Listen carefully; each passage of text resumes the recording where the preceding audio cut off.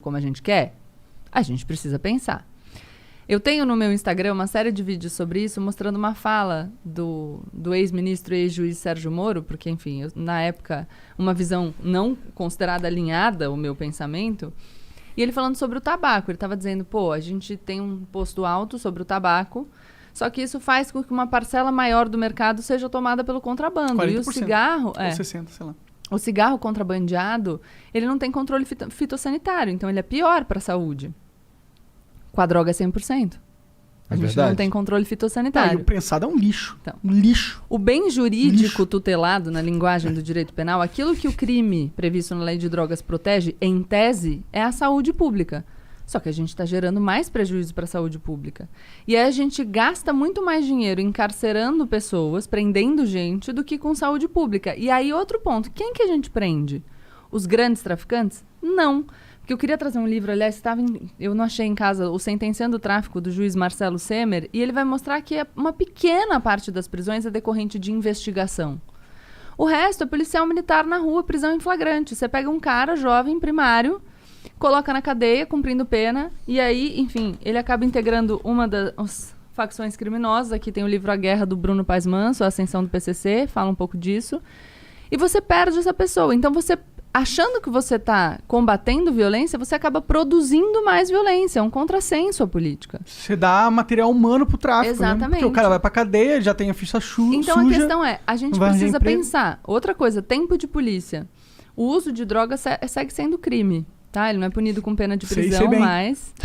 Já fui algemado, já fui pra cadeia. E você tem que assinar o termo circunstanciado, né? O Igor foi lá na DENARC comigo, porque a gente, né... Pior que estamos sendo investigados pelo DENARC. Estão sendo investigados? Por quê? Porque a gente fuma tabaco orgânico. Dele. Mas aí você percebe? E, então, todo um dinheiro, gasto público, né? Direcionado para isso... É incentivo, talvez. Gasto público direcionado para isso, enquanto a gente não consegue punir nem 10% dos homicídios no Brasil. Bom, não tem uma estatística que 40% das pessoas que estão presas não foram julgadas ainda? Muitas das pessoas... Não é meio absurdo isso? Pra mim parece um absurdo, crime contra a humanidade isso aí. É um absurdo isso, mas aí a gente tá falando de uma outra questão. Claro. Que tem a ver com lei de drogas também, porque a maioria dos presos em flagrante permanece preso, então tá preso cautelarmente até o final do processo. Mas se a gente pensar em total de população carcerária, você vai ter mais de 40% de presos por crimes relacionados a drogas. Você tem na população carcerária feminina 60%. E, de novo, não é o grande traficante. Então, é uma peça substituível. Sim. O que eu tô falando nós estamos gastando dinheiro, a gente está gastando tempo de polícia e não está produzindo resultados. Então, a única coisa que eu enfim, defendo é que a gente pense com racionalidade. Cara, bora debater. Não precisa concordar comigo não, cara, mas não está funcionando. Só que sem medo, não adianta a gente debater, tipo, não posso falar sobre esse assunto, porque a gente não sai do lugar. Bom, a gente conversando com o Eduardo Bolsonaro sobre essas paradas aí, ele disse que a principal razão pra ele ser... Não sei se era a principal razão, mas uma das razões pra ele ser contra, tipo, legalização ou descriminalização era que ia botar na rua um monte de gente, porque o cara não pode ficar preso por conta dessa parada de um crime que nem existe mais. Abolir o crime. E aí ele falou também que... Mas aí a questão é... Olha, eu sou contra a descriminalização porque vai botar na rua pessoas. Então você é contra a descriminalização porque você é contra que essas pessoas fiquem na rua, ponto. Porque se você acha que o crime não deveria existir, não te interessa o pretérito. E aí vem o que ele falou depois. O que ele falou depois é o seguinte, muito mais... Por exemplo, às vezes a gente pega...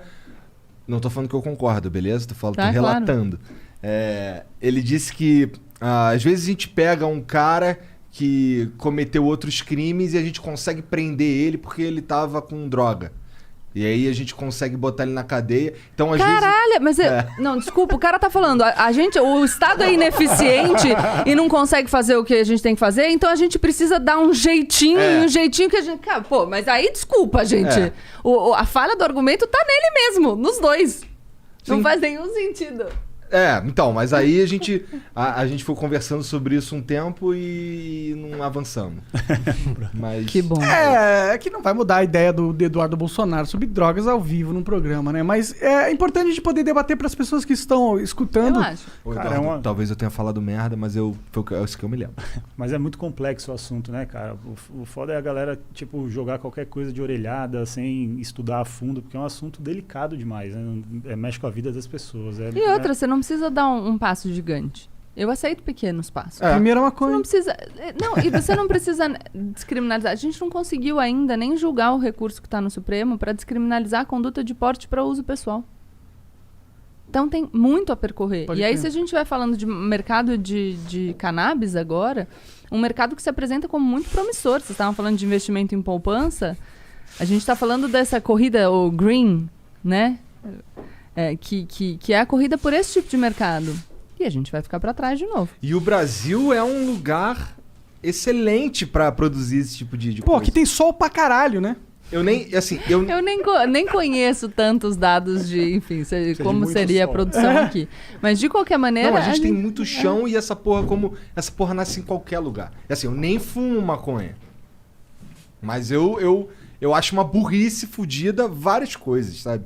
Esse lance aí do... Primeiro que assim, todo esse lance de proibir maconha tem a ver com encarcerar os caras mesmo, né? Não tem muito a ver com... trouxe aqui o livro do Henrique Carneiro, Drogas, a História do Proibicionismo. Posso indicar um podcast? Claro. Tem um podcast dele na Ilustríssima, uma conversa ilustríssima da Folha de São Paulo, bem legal. Ele explica as origens do proibicionismo e por que era uma lei direcionada para uma tentativa de criminalizar grupos. E aí a substância foi o meio que eles encontraram. Total. Sim. Então, é um livro... Não, pra mim essa discussão é uma discussão que devia ser um DAN. Pelo simples... quê? Um DAN, uma obviedade, uma conclusão óbvia de se chegar... Pelo primeiro... Toda vez ele mete... Não, mas eu acho bom, Dan, que eu pensei que poderia ser um vocabulário de gamer. Não, pelo próprio argumento que você trouxe. Tipo, o consumo de drogas nunca esteve tão difuso. Difundido, Então... E aí? É óbvio que não tá dando certo. Se o objetivo da guerra contra as drogas era inibir o consumo... Errou! E aí? A partir do momento que a gente tem essa constatação óbvia, não devia ser devia ser tipo... Vamos repensar, né? Cara, tinha mas que a ser questão é que viram tem vários debates interditados, né? Sobre os quais a gente